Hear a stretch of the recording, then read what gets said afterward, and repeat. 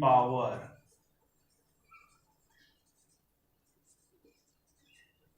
Work, energy and power. और इसमें हम लोग का सेक्शन अभी चल रहा है एनर्जी। एनर्जी के सेक्शन में हम लोग का काम चल रहा है अभी पोटेंशियल एनर्जी पे।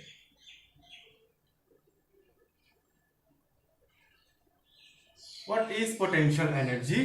तो पोटेंशियल एनर्जी वो एनर्जी है जो हम लोगों को ये बताता है कि कोई भी बॉडी काबिलियत रखता है कि नहीं मोशन करने के लिए। वो भी मोशन में नहीं है, मोशन में आते ही वो काइनेटिक एनर्जी में बदल जाता है, काइनेटिक एनर्जी अपने अंदर पोजेस करता है।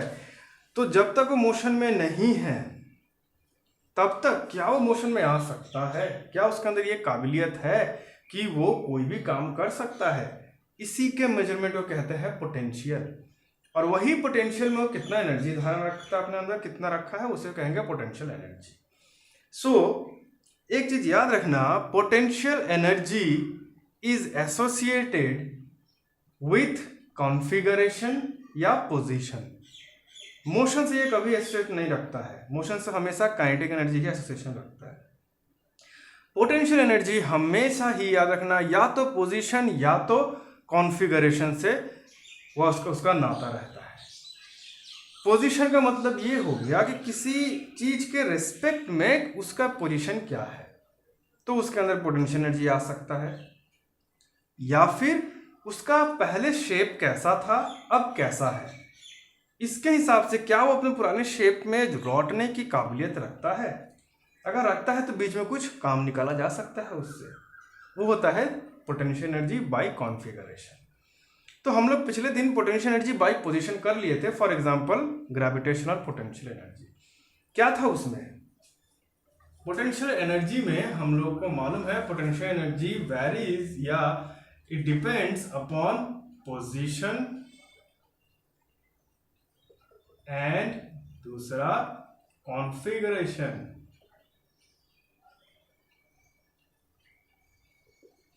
नाउ पोजीशन से अगर नाता रखना है तो हम लोग को मिल जाएगा gravitational potential energy. Gravitational potential energy. और कॉन्फ़िगरेशन के बारे में पढ़ना है तो हम लोग यहाँ पे स्प्रिंग पोटेंशियल एनर्जी को इस्तेमाल करेंगे। तो क्या और भी कोई तरह का पोटेंशियल एनर्जी होता है? तो एक पोटेंशियल एनर्जी और होता है, वो होता है इलेक्ट्रोस्टैटिक पोटेंशियल एनर्जी। तीन तरह का पोटेंशियल एनर्जी हमें मिल जाएगा, gravitational potential energy, spring potential energy and electrostatic potential energy.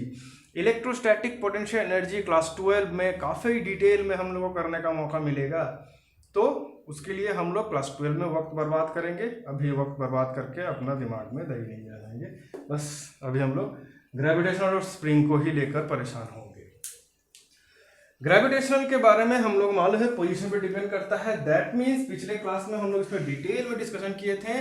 ये रहता है अर्थ का सरफेस, अर्थ के सरफेस के रेस्पेक्ट में कितना ऊंचाई, कितने हाइट पे कोई ऑब्जेक्ट है, इसी पे डिपेंड करता है इसका पोटेंशियल एनर्जी।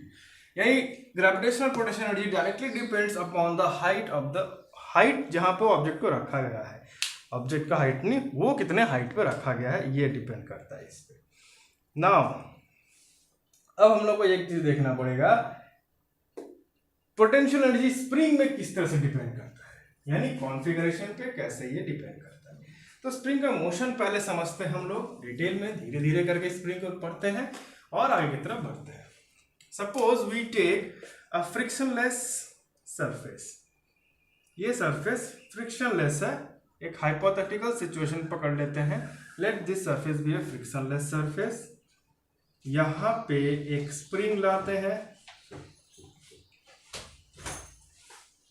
और ये स्प्रिंग को अटैच कर देते हैं एक बॉक्स के साथ। मान लो ये बॉक्स है, इसमें अटैच किया हुआ है। अब हम लोग क्या करेंगे, जब इसी सिचुएशन में है, ये रेस्ट सिचुएशन में है, यानी ये इक्विलिब्रियम सिचुएशन में है। अब जब ये इक्विलिब्रियम सिचुएशन में है तो ये स्प्रिंग के पास कोई भी काबिलियत नहीं है काम करने के लिए, क्योंकि ये कोई काम कर नहीं रहा है। It is not doing any work, it is not showing any movement. यहाँ पे अगर हम लोग एक मार्क कर दे पोजीशन, मान लो ऐसा एक पोजीशन मार्क कर देते हैं और इस पोजीशन का नाम दे देते हैं मीन पोजीशन। पोजीशन टेढ़ा हो गया, तो नहीं करना है। मीन पोजीशन,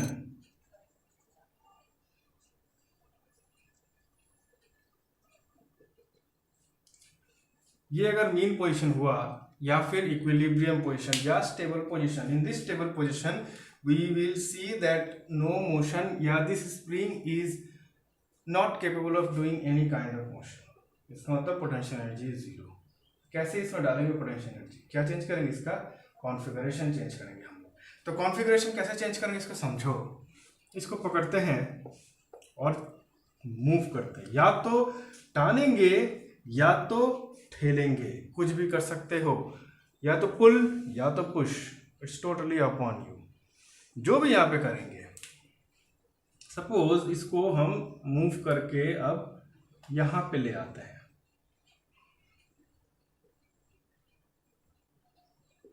तो ये मीन पोजीशन से इसका डिस्प्लेसमेंट है x। याद रखना x is displacement not distance. तो डिस्प्लेसमेंट किया है इतना, अब अगर यहीं पे छोड़ दिए तो ये क्या करेगा, it will try to reach its original position. Box में, बॉक्स की कोई काबिलियत नहीं है, मेन काबिलियत किसकी थी, स्प्रिंग की है। स्प्रिंग क्या करेगा, अपने पुराने पोजीशन पर आने की कोशिश करेगा। पहले तो इसके पास इतनी ताकत नहीं थी, अब क्यों आ गई, क्योंकि जैसे ही हमने इसको टानने की कोशिश की, हमने अपना एनर्जी वेस्ट किया और वो एनर्जी ये स्प्रिंग ने अपने अंदर पोटेंशियल एनर्जी के रूप में भर लिया, और अब ये वही एनर्जी को इस्तेमाल करता है यहाँ पे लाने में। मोशन तो कैसा होगा, अगर इस मोशन को अगर हम लोग समझें तो याद रखना, जैसे इसको छोड़ते हैं तो इसका, इस बॉक्स का या स्प्रिंग का टेंडेंसी रहेगा इस बॉक्स को यहाँ पे ले आना। जैसे ही ये यहाँ पर आने का कोशिश करता है, आते ही यहाँ पे इसको रुक जाना चाहिए, but due to inertia of motion ये यहाँ पे नहीं रुकता है, ये ओवरशूट कर जाता है, रुकने की कोशिश करता है, या आता है फुल स्पीड में आता है, लेकिन यहाँ से ओवरशूट करके इतना दूर तक यहाँ भी आता है। अगर ये फ्रिक्शनलेस है तो जितना दूरी तक ये है तो उतना ही दूरी तक ये भी रहेगा। क्यों, क्योंकि जितना एनर्जी था इसके पास, उस एनर्जी से ये इतना दूर ट्रेवल किया, तो यहाँ से यहाँ तक आया तो उसके पास फुल उतना ही एनर्जी है, तो इधर भी उतना ही दूर ट्रेवल करेगा, एनर्जी इज नॉट वेस्टेड। लेकिन अगर फ्रिक्शन रह जाता तो फ्रिक्शन को ओवरकम करने में इसको एनर्जी लगता है, तो ये उतना दूर अब नहीं ट्रेवल करता, छोटा सा डिस्टेंस ट्रेवल करता है। सिंस दिस इज फ्रिक्शनलेस, तो इधर जितना देर ट्रेवल किया उतना भी ट्रेवल करेगा। नाउ इधर आ गया, अब जैसे ही इधर आ गया तो ये कंप्रेस हुआ, अगेन पोटेंशियल एनर्जी इसके अंदर स्टोर हो गया, तो ये जैसे ही फिर इसको अपने वापस इक्विलिब्रियम वाले पोजीशन पे लाने की कोशिश करेगा, तो इधर बॉक्स जाते जाते क्या करेगा, ओवरशूट कर जाएगा इस तरफ। That means it will start oscillating about a mean position, ऐसे ऐसे ऐसे ऐसे करना शुरू कर देगा। That is not our concern, हम लोग इसके बारे में पढ़ेंगे लास्ट चैप्टर में, ऑसिलेशन जब आएगा तब, तो तब के लिए इसको छोड़ते हैं। फिलहाल अभी हम लोग जो मैटर है उस पर ध्यान देते हैं, और मैटर ये है कि ये जो स्प्रिंग पोजीशन है, ये स्प्रिंग के कॉन्फ़िगरेशन चेंज होने के कारण ये जो स्प्रिंग में एनर्जी स्टोर हो रहा है, इसके बारे में हम लोगों को समझना है और फॉर्मूला निकालना है एक ठो, जिससे कि हम लोग पोटेंशियल एनर्जी स्टोर करने का समझ सकें, पहली बात। अच्छा, उस दूसरी बात अभी हम लोग को क्या करना है, चीज़ें और भी यहाँ पे कुछ चीज़ सीखनी है, जैसे कि फोर्स, एक रिस्टोरिंग फोर्स यहाँ पे क्रिएट होता है। What is that restoring force, let us understand about that restoring force. तो ये रिस्टोरिंग फोर्स क्या है, तो जरा इसको अच्छे समझना। हुक ने इसको सबसे पहले हुक ने बताया था हम लोग को, हुक्स लॉ में ये हम लोग पढ़ेंगे, आगे जाके एक चैप्टर आएगा इसमें हुक्स लॉ में ये सब पढ़ना है। हम लोग अभी से एक बार में बता रहे हैं तुम लोग को। ये जो स्प्रिंग है, जैसे ही हम इसको टानते हैं तो हम जो यहाँ पे फोर्स दे रहे हैं, वो फोर्स इसमें वर्क कर रहा है इसको इधर लाने के लिए।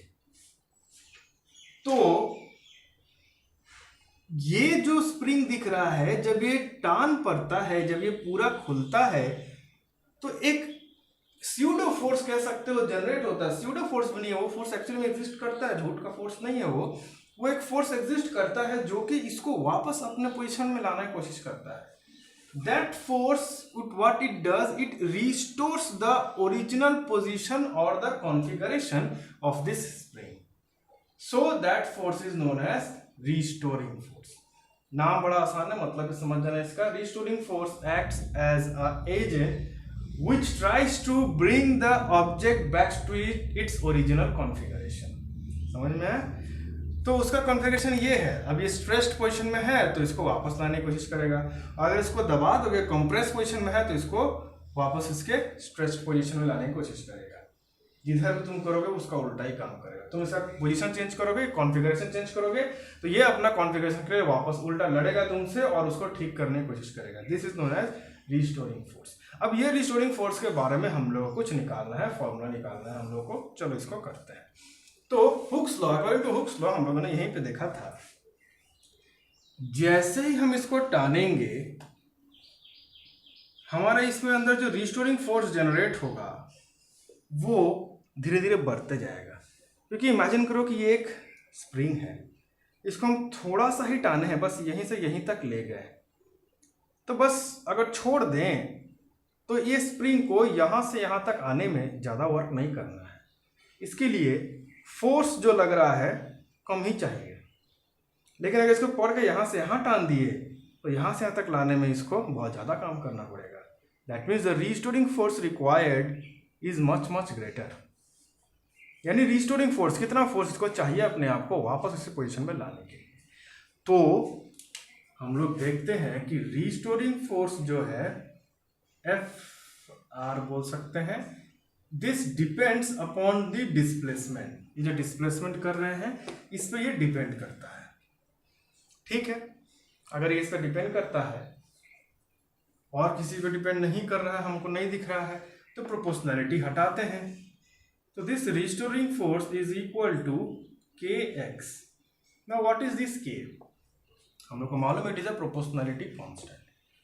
अब हम तुम लोग को ये चीज बताए हैं कि कैसे हम लोग प्रोपोर्शनैलिटी कांस्टेंट को कभी 1 पकड़ के छोड़ सकते हैं या कभी जिस पे डिपेंड कर रहा है किसी चीज पे तो खोज सकते हैं और उसको ये वैल्यू वहां पे पुट कर देंगे।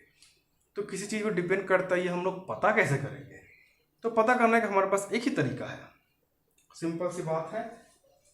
हम लोग क्या करेंगे, जो भी रहता है left hand side and right hand side of the equation उस पर ध्यान देंगे।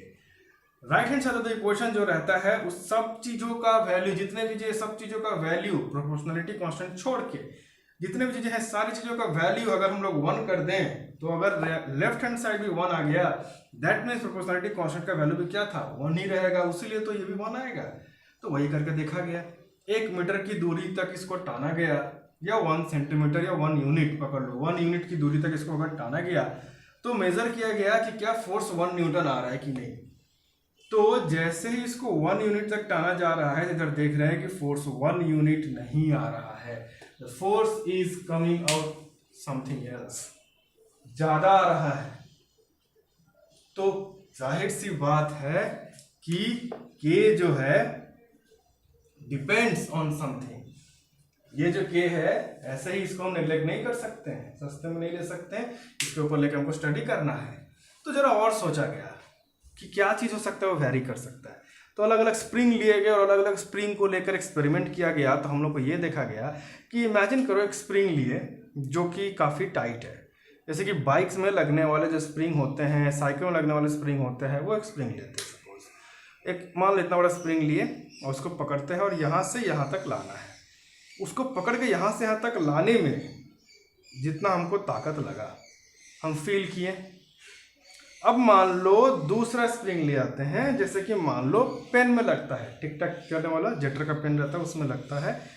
अब उसको भी पकड़ के हल्का सा रहता है वो, उसको तो 2 उंगली से टिप जाता है, उसको पकड़ के हम उतना ही डिस्टेंस तक लेकर गए। दोनों ही सेम डिस्टेंस है लेकिन सबसे आसानी किस में लगेगी? दूसरे वाले में। जो जेटर पेन वाला उसमें काफ़ी आसानी से हम लोग इधर से उधर मूव कर सकते हैं, लेकिन ये जो कड़ा स्प्रिंग है एकदम, इसको मूव करने में दिक्कत हो रहा है। यानी it also depends upon the type of spring, किस मटेरियल से बना है, कितना थिकनेस है स्प्रिंग का, बहुत सी चीज़ों पर डिपेंड करता है। आगे जाके स्प्रिंग पे अगर पढ़ोगे, हम लोग का 12 में 11 में नहीं है, आगे जाके तुम लोग चाहो तो स्प्रिंग पे पढ़ सकते हो। वहाँ पे तुम लोग स्टडी करोगे कि स्प्रिंग कांस्टेंट, यानी इसको कहते हैं कि को कहते हैं स्प्रिंग कांस्टेंट, कितना कड़ा स्प्रिंग बनाना है उसके लिए कितना मोटा वायर लेना पड़ेगा तुमको ताकि वो इतना कड़ा हो सके, कितना कौन सा मटेरियल इस्तेमाल करोगे, कितना स्ट्रांग रखना है। हम लोग का जो ट्रेन में अगर चलोगे तो ट्रेन के चक्को जो पहिया होता है, वो पहिए जिस चीज़ में रखा रहता है और जो उसके ऊपर जो कैरेजेस रहते हैं, ट्रेन के बोगीज जो रहते हैं, वो जिस पे रखते हैं, बीच में देखोगे बहुत ही मोटे मोटे स्प्रिंग रहते हैं। वो स्प्रिंग काफ़ी तगड़े, इतना मोटे रहते हैं स्टील के, और ऐसे गोल गोल घूमे हुए रहते हैं। वो स्प्रिंग बहुत ही स्ट्रांग रहते हैं। तो कितना मोटा स्प्रिंग रखेंगे तो वो कितना वेट झेल सकता है, इसकी पढ़ाई अलग होती है, वो हम लोग नहीं जा रहे डेप्थ में। बस इतना याद रखना कि ये स्प्रिंग कांस्टेंट के ये दर्शाता है कि वो स्प्रिंग कितना कड़ा है, how hard is that spring. तो जितना हार्ड रहेगा उतना ही ज़्यादा हमको फोर्स डालना पड़ेगा उसको आगे बढ़ने के लिए। इसका मतलब क्या, उतना ही तगड़ा उसका रिस्टोरिंग फोर्स है। और फिर एक चीज़ देखा गया कि एक चीज़ और से डिपेंड करता है, दैट इज कि अगर हम इधर मूव कर रहे हैं तो ये रिस्टोरिंग फोर्स उसका उल्टा काम कर रहा है इस तरफ, क्योंकि हम अगर इसको इधर टान रहे हैं तो इसको इधर मूव काम करना पड़ेगा, तभी तो ये वापस टान के इसको यहाँ ले आ जाएगा। यानी the restoring force is -kx, यानी जिस तरफ डिस्प्लेसमेंट का डायरेक्शन है उसका उल्टा तरफ रहेगा रिस्टोरिंग फोर्स का direction, and k is spring constant, याद रखना spring constant. So restoring force associated with a spring, उसका फॉर्मूला हो जाता है ये वाला, Fr = -kx। अब इसी के आगे हम लोग फॉर्मूला बनाएंगे कितना वर्क डन होता है इसमें। अगर हम लोग टानते हैं पोजीशन, एक पोजीशन से लेकर दूसरी पोजीशन तक टानते हैं, अगर पुल करते हैं, पुश करते हैं, तो इसमें what is the work done, ये हम लोग पढ़ेंगे। या फिर what is the potential energy, ये भी हम लोग पढ़ेंगे आगे जाके। सो for now this is all about spring and restoring force। तो ये देख लो, समझ में आ जाए तो ठीक है, नहीं समझ में आया तो हमको बताओ क्या दिक्कत है, फिर आगे हम लोग बढ़ते हैं और आगे का डेरिवेशन करते हैं।